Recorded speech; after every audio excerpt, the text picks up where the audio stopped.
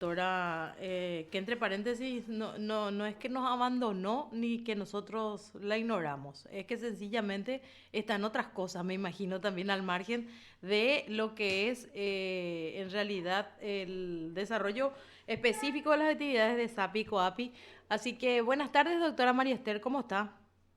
Muy buenas tardes, Marta. Lucas, la verdad que hace rato que me abandonaron ustedes. No, no, no. Y que tenemos tantas cosas en común para hablar. Sí, Realmente, sí. doctora, ¿no? Sí, Así es. estábamos viendo también que de hecho la organización estuvo insistiendo en lo que fue el acompañamiento al juicio al ex ministro de Agricultura, don Enzo Cardoso también. También. Y bueno, hoy estuvo siguiendo muy de cerca lo que fue la suspensión, de hecho en realidad no podemos decir juicio, al ex fiscal general del Estado, don Javier Díaz Verón, y por eso la estábamos convocando para tener también así y compartir con los teleoyentes su opinión, porque como le decía, obviamente que usted está en un proceso electoral, conocemos todos de la campaña, pero al margen de esto ustedes siguen movilizados en un interés común que es justamente hacer justicia, sobre todo en estos casos de hechos de corrupción pública, doctora. Así es, Marta. Independientemente de la apuesta a la arena política, ¿verdad? Yo llevo más de una década luchando contra el flagelo de la corrupción y la impunidad, y especialmente contra la corrupción judicial y fiscal.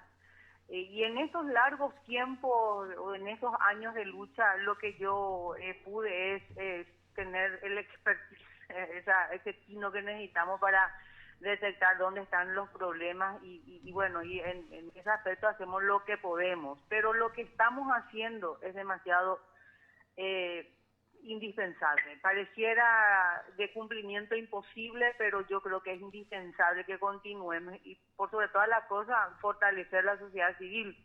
Yo no voy a alargar bajo ningún contexto el fortalecimiento del gremio, ¿verdad? De la coordinadora, que es la que canaliza los juicios y el acompañamiento y el fortalecimiento de la sociedad civil, que es elemental en materia de lucha contra la corrupción y la impunidad. Y Y el así caso como del decía, fiscal, sí, el ex fiscal es uno de los más emblemáticos en el observatorio, de hecho, y todo, ¿verdad? O sea, es uno de sí, los más importantes para ustedes, me imagino. sí, para empezar, el gremio de la coordinadora fue el gremio que le denunció a Javier Díaz Verón. No solamente lo denunciamos, sino que hicimos el seguimiento, logramos que ingrese en el observatorio del Poder Judicial, donde cualquier ciudadano con un celular puede controlar ese expediente, y no solamente, digamos, los ciudadanos de Paraguay, sino que a nivel internacional ese portal es monitoreado también por organizaciones en materia de lucha contra la corrupción a nivel internacional. De eso yo les puedo garantizar. Y lo que nosotros hicimos es ese proceso de control. Nosotros hicimos un total de 43 urgimientos para destrabar este proceso penal y llevarlo hasta esta etapa del proceso, ¿verdad? Que es el juicio oral y público. Si bien es cierto, se presenta una chicana, porque realmente es una chicana, imagínense una audiencia, digamos, una providencia es atacada por el recurso de apelación, no lo hizo por la vía de la reposición, para que puedan sustanciarse en la audiencia de juicio oral y público, porque querían asegurar que se suspenda este juicio. Ellos lograron, lo que nosotros hicimos es articular también del mecanismo de que se haga rápido las cosas. Por ejemplo, la Fiscalía nos prometió que en un plazo de 24 horas ellos ya estarían contestando el recurso de apelación, el traslado. Eso nos va a permitir a nosotros presentar los urgimientos también al Tribunal de Apelaciones para que se pueda resolver lo más pronto posible y que caiga dentro del plazo que está fijado, que es de 10 días. Ujú. Para que por lo menos se fije esa fecha, ¿verdad? O continúe el juicio oral. Así es que es todo un desafío, Marta, Lucas. Ustedes Ujú. saben perfectamente que esto es, ya les digo, pareciera algo imposible, pero es imprescindible que nosotros continuemos con esta metodología de control. Doctora, ¿y qué opinas respecto a todos estos recursos que se plantean? Ellos critican, por ejemplo, la integración del tribunal. O sea, ¿cómo tomás eso, doctora? Y bueno, esto finalmente representó incluso la primera suspensión de este juicio oral.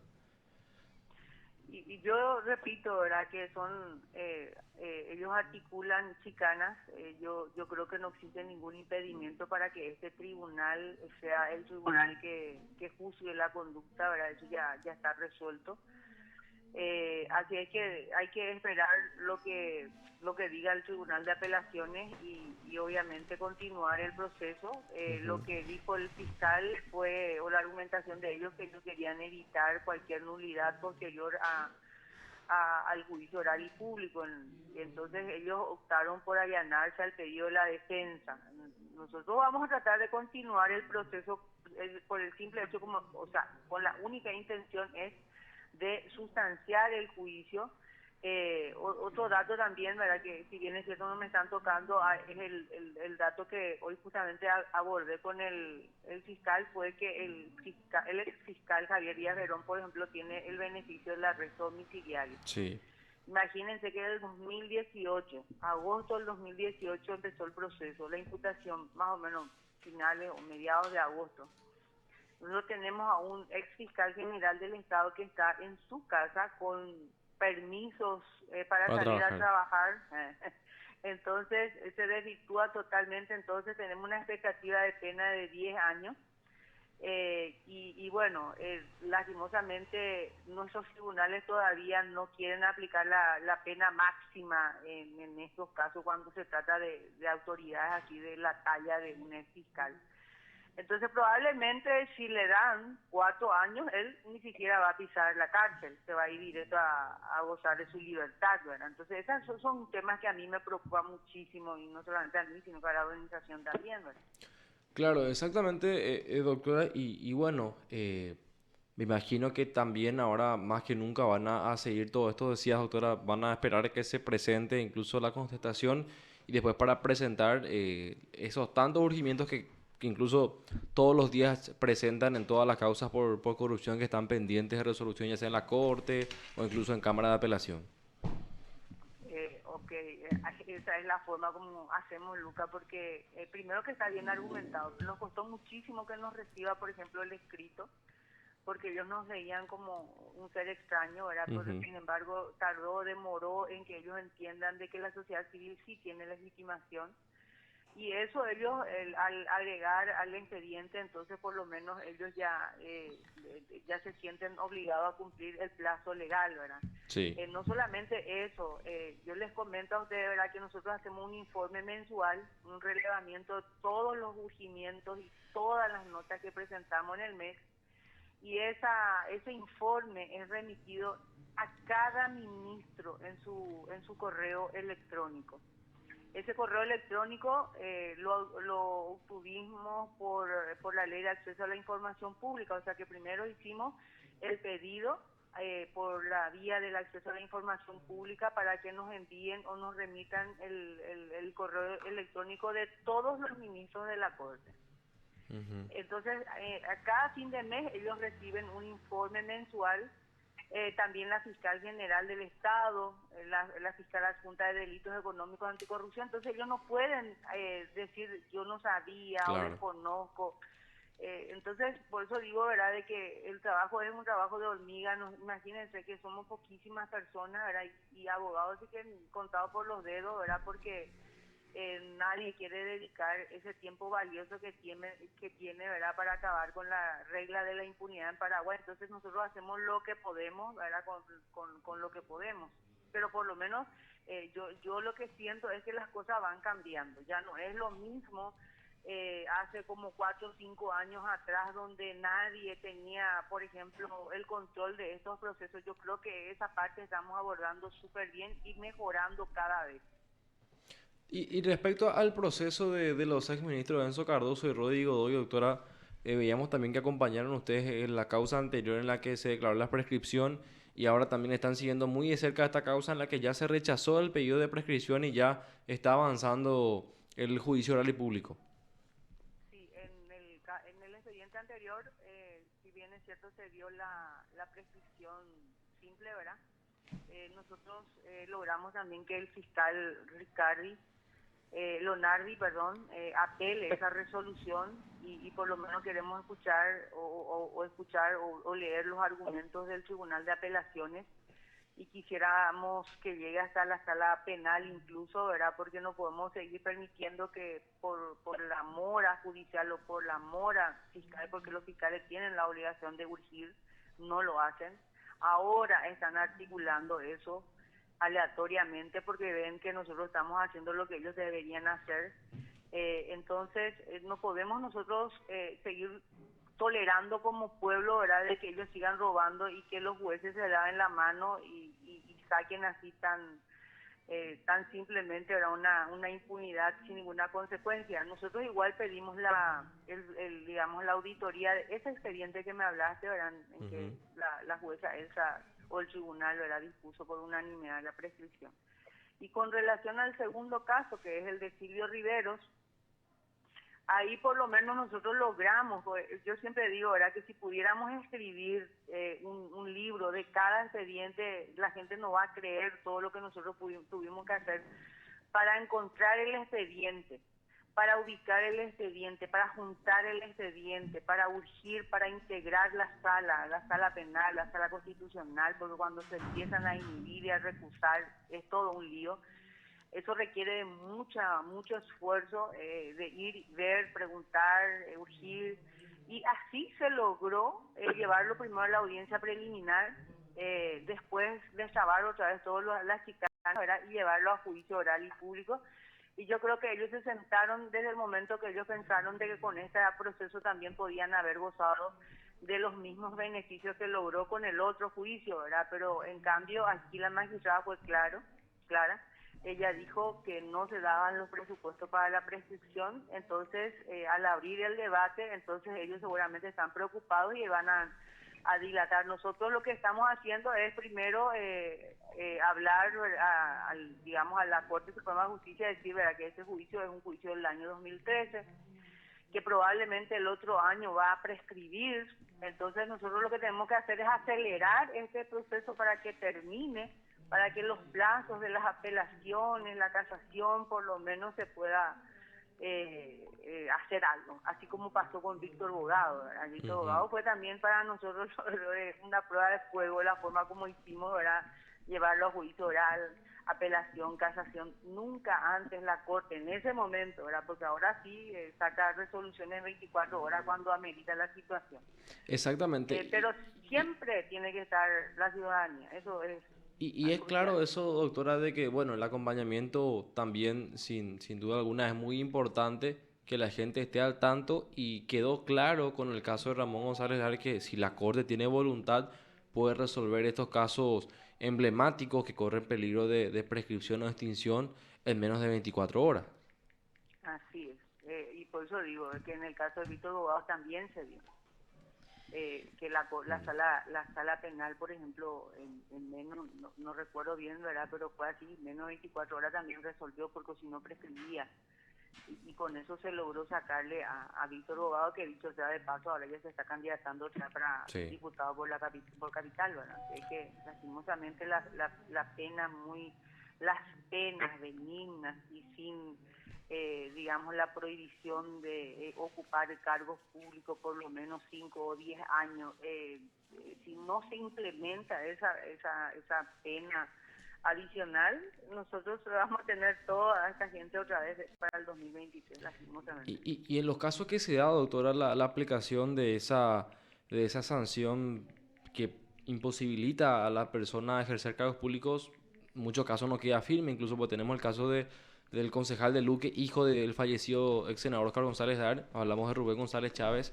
Él fue condenado, se le impuso un tiempo en el cual no va a poder ejercer cargos públicos, pero la sentencia no quedó firme y él sigue siendo un flamante concejal, por ejemplo. Así es, y bueno, ahí es el problema. Fíjate vos que el drama es la integración de la sala penal con relación al caso que vos me estabas mencionando. Entonces lo que nosotros estamos haciendo es que, bueno, digamos, superar esa dificultad de por lo menos integrar la sala y después urgir, ¿verdad? Pero yo creo que eso no va a pasar mucho tiempo. El drama también, otro tema también, Lucas, que nosotros nos fuimos dando cuenta, y Marta, ¿verdad?, es que primera instancia condena, tribunal de apelación confirma, casación confirma y después aplican la acción de inconstitucionalidad y Sí. con eso paralizan toda la ejecución de la condena, por ejemplo, ¿verdad? Pero esos casos se dan solamente para los popes, o sea que para los capos. No así para el Juan Pérez, que desde la sala de juicio oral ya se va directo a Tacumbú. Pero el mero hecho de que nosotros podamos constatar eso y rebatir o debatir mejor, ¿verdad? Debatir en los medios de prensa, en las redes sociales, incluso con los magistrados, es lo que nos va a permitir pensar de que algún día vamos a superar esa desigualdad de justicia en Paraguay. Tal cual. Doctora, y estuve viendo también que estás siguiendo de cerca lo que va a ser este proceso para la conformación de la terna de la que tiene que salir el nuevo o la nueva fiscal general del Estado, que va a dejar el cargo próximamente también, incluso Sandra Quiñones. Y veo que también estabas haciendo comentarios incluso respecto a la persona de Mónica Seifa. Doctora, mencionabas que el presidente o cada presidente saliente quiere tener también su propio fiscal general, como ocurrió, por ejemplo, con el expresidente Horacio Cartes, ¿verdad? Y ese es un tema gravitante, preocupante. Nosotros estuvimos justamente abordando ese tema para ver qué es lo que podemos articular desde la sociedad civil para que no vuelva a repetirse lo que pasó con Sandra Quiñones, no se puede repetir. Yo estuve en contacto ya, justamente el viernes vamos a hacer una reunión vía Zoom, varias organizaciones de la sociedad civil, ONGs, para poder articular alguna estrategia que nos permita a nosotros por lo menos decir de que no vamos a permitir bajo ningún contexto, aunque tengamos que digamos, aunque tengamos que colgarnos de un árbol, nosotros no vamos a permitir más eso, porque imagínense, si nosotros perdemos otra vez esta oportunidad de tener al mejor perfil o la mejor perfil para ocupar ese alto cargo, nosotros tenemos acá otra vez 8 o 5 años de angustia, de penuria, y este país ya nos da. O sea, nosotros en 5 años, estos 5 años que se avecinan, esa nueva etapa política del país, si nosotros entregamos el Ministerio Público, nosotros tenemos que ir pensando qué vamos a hacer. Tenemos que sacar a los jóvenes para que se vayan a Europa y la gente que tenemos todavía por lo menos la posibilidad de tener alguna jubilación o vivir, vamos a quedarnos a sufrir acá entre el crimen organizado. Yo veo ese panorama porque es así, ¿verdad? Paraguay está tomado. Digamos, no existen instituciones, todas están quebradas. ¿Por qué? Porque la gente que está al frente de las instituciones están prácticamente deteriorando todos los días y eso es gravísimo. No vamos a levantarnos nosotros si no mejoramos la calidad de representantes. Y el Ministerio Público es un factor fundamental por el superpoder que tiene. Imagínense, el Ministerio Público puede imputarle a un presidente de la República, Sí. a ministros de corte, y nosotros no podemos permitir que nuevamente ocupe un cargo una persona que pueda responder otra vez a los políticos, ¿verdad? Eso es terrible y algo hay que hacer. Claro, y incluso después de esto, doctora, porque inmediatamente ya se habla de la posibilidad de iniciar el proceso para En realidad también se debe, integrar ¿verdad? la... Porque es el vencimiento Claro, del mandato del el ministro Fretes, ¿verdad? sí, o sea, inmediatamente tenemos un proceso al cual también vamos a tener que estar muy atentos, ¿verdad? Sí, que es el ministro Fretes, sale en marzo, la fiscal general también sale en marzo.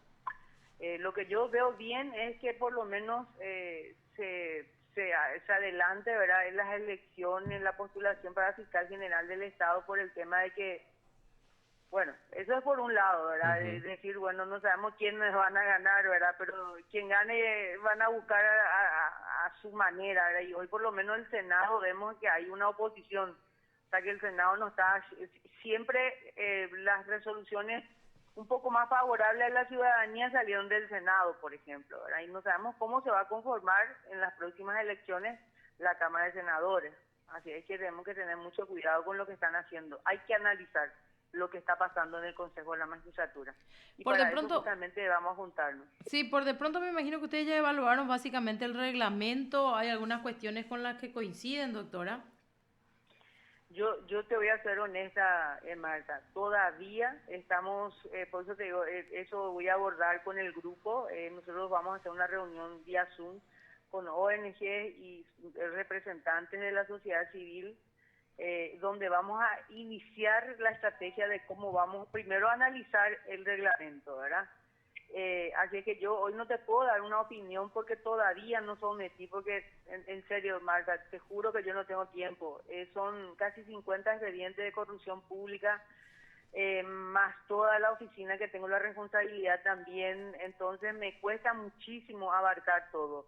Entonces voy a esperar esa reunión que va a ser el viernes, vamos a hablar ahí, vamos a debatir seguramente las formas, primero vamos a analizar el reglamento, vamos a hacer seguramente las objeciones, vamos a tratar de entrar a hablar por lo menos con los miembros del Consejo de la Magistratura, vamos a tratar de hilar fino de cómo nosotros desde la sociedad civil vamos a ir monitoreando ese proceso y por sobre todas las cosas yo creo que urge la elaboración del perfil que nosotros necesitamos al frente del Ministerio Público. Si nosotros no tenemos definido el perfil, entonces estamos fritos. No podemos permitir, como dije, ¿verdad? Otra Sandra, otro Javier Díaz Verón, ¿verdad? Son gente que dejaron realmente la institución quebrada y finalmente Sandra Quiñones prácticamente destruyó todo, destruyó el tejido moral también de los fiscales, ¿verdad? Y la institución prácticamente es una cáscara vacía hoy día y eso no tenemos que permitir más. Bueno, doctora, me imagino que si usted pretende, en este caso, y lo logra más que nada, lo que pretende ocupar una banca, no va a abandonar esta causa, ¿verdad? Porque la verdad es que tuvimos No, muchos profesionales que comenzaron sí, a cierto. martillar por sobre todas las cosas sus quejas y reclamos con respecto a esta terrible estructura del Poder Judicial. Y bueno, después parece como que se fueron olvidando un poquitito de esa parte más densa de la historia realmente. No, yo pensé mucho, Marta, y esa es digamos, el contexto del por qué entro. Ujú. Yo tengo ideas claras, es muy difícil desde la sociedad civil cuando nadie piensa en la sociedad civil. Yo no encuentro legisladores así que se hayan acercado, por ejemplo, al grupo y hayan dicho, bueno, vengan acá, vamos a hablar que ustedes necesitan, qué ley necesitan. Hablo de las leyes que nosotros necesitamos. Nosotros necesitamos leyes que fortalezcan la sociedad civil. Necesitamos de la declaración de la emergencia de la Unidad Especializada de Delitos Económicos como lo hizo el Perú. Necesitamos, por ejemplo, la Secretaría Anticorrupción tiene que ser una institución autónoma donde no dependa del Poder Ejecutivo. Yo creo que yo puedo ser muy útil porque el pensamiento que yo tengo no va a tener otras personas porque digamos, 8 candidatos prácticamente estuvieron en muchas cosas y algunos sí que nunca lo hicieron nada y ahora pretenden hacer con promesas, ¿verdad? Yo creo que yo voy a ser muy útil porque voy a controlar, por primera vez yo creo que se le va a controlar el Poder Judicial, el Ministerio Público, se va a cumplir a rajatabla el artículo 3 de la Constitución Nacional. Yo tengo ideas claras, acá se necesita la independencia del Poder Judicial, pero para que se logre la independencia del Poder Judicial necesitamos ciudadanos organizados, formados, en donde asuman responsabilidades. Y eso nosotros estamos haciendo desde la plataforma ciudadana y yo creo que yo voy a ser la voz de la ciudadanía porque me decía una señora del Bañado, una vez así se me acercó por unos problemas que ellos tenían, ¿verdad? Y nos dice, antes le teníamos a una diputada que por lo menos hablaba por nosotros y hacía saber lo que a nosotras nos pasaba, pero ya no entró ella. Entonces ahora lo que nosotros hacemos es buscar a los medios de prensa para que se sepa por lo menos lo que nosotros estamos pasando. Entonces todos necesitamos una voz en el Congreso. Yo puedo ser la voz en el Congreso, la voz que clama esa justicia imperiosa en Paraguay. Yo conozco los flagelos que hay en el Poder Judicial, en el Ministerio Público. A mí me duele la impunidad, yo no soporto la impunidad. Y de hecho que llevo una década trabajando en eso, y más finamente hace más de 4 años, creo que agosto del 2017 nosotros iniciamos esta quijotada. Así es que yo sí creo que puedo hacer muchísimas cosas mal y no va a ocurrir conmigo eso. Yo no soy una persona que cambia. Bueno, doctora, muchísimas gracias por su tiempo y vamos a tratar de no olvidarnos, Sí, ya por le favor, prometemos en aunque sea estos una días. vez a la semana, si hablamos un poco, Muchas Luca, por gracias. Claro favor, que sí, más. doctora. Hay Sí, sí, sí. tantas cosas que contar porque, como le digo, yo manejo con el grupo a rajatabla todos los expedientes, ¿verdad? Y muchas veces estos son los espacios que nosotros podemos permitirnos también para que la gente sepa el trabajo, porque en la medida que ellos saben el trabajo se van a animar también. Nada más para cerrar, ayer estuve hablando con unos ciudadanos de Transparencia Capucú, Ujú. en donde ellos fueron prácticamente denunciados por la ley de violencia contra la mujer, como una concejal, que si ustedes ven la manifestación que ellos hicieron, es una manifestación sumamente pacífica, demasiado pacífica, contra el intendente, pero bueno, la concejal que está con el intendente, entonces no le tembló el puño para ir a denunciarle a más de 30 o 40 personas y están todos procesados por la ley de violencia contra la mujer. Y esa gente, por ejemplo, cuando contactan con nuestro grupo, nos llaman y qué vamos a hacer, y les damos el aliento para que aguanten, para que resistan, para que puedan presentarse, para que puedan seguir con su digamos campaña de transparencia, ¿verdad? Que eso es lo que nosotros buscamos de la sociedad civil. Así que nosotros también servimos digamos de fortalecimiento así espiritual para que la gente se anime. Dice, pero si ellos hacen, ¿por qué nosotros no podemos hacer, verdad? Y yo creo que eso también es la idea de transmitir que sí se puede hacer en Paraguay, que no se necesita mucho dinero, que no se necesita solamente voluntad y la capacidad de analizar y ver qué podemos hacer para mejorar esto, porque esta forma como está administrada la justicia es intolerable. Tal Bueno, cual. realmente es necesario no bajar la guardia, doctora. Muchísimas gracias por estos minutos y bueno, siempre éxitos en lo que está realizando, Muchas ¿eh? gracias, doctora, por el tiempo. Gracias a ustedes. Te informó PDS Radio TV Digital.